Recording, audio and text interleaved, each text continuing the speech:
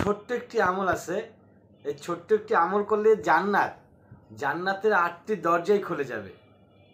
যে কেউ পারে এই আমলটি করতে, যে কেউ পারে।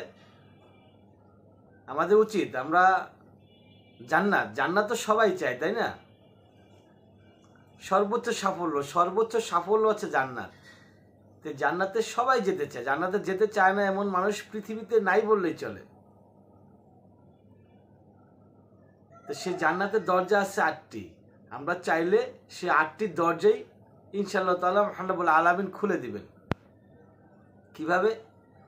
সেটা হচ্ছে আমরা নামাজ পড়ি প্রতিদিন 5 ওয়াক্ত। সেই 5 ওয়াক্ত নামাজের পূর্বে অবশ্যই আমাদেরকে ওযু করতে হয়। 5 ওয়াক্ত নামাজের পূর্বে অবশ্যই আমাদেরকে ওযু করতে হয়। আর সেই ওযু করার পরে যদি আমরা পড়ি কালিমা শাহাদাত যদি আমরা পাঠ করতে পারি ওযু করার পরে, আমরা যে নামাজ পড়ি সেই নামাজের ওযু। কোনো রেওয়াতে আসছে ওযু করার পরে পশ্চিম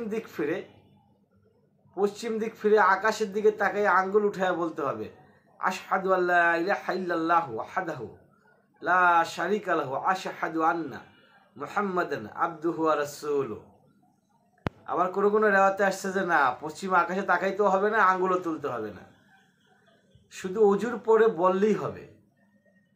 আমরা যখন ফরজ নামাজ, আমরা নামাজের জন্য যে ওযু করবো, সে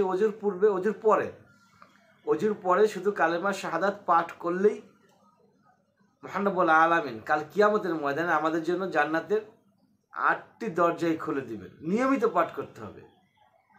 নিয়মিত পাঠ করলে জান্নাতের 8টি দরজাই খুলে যাবে ইনশাআল্লাহ তাআলা।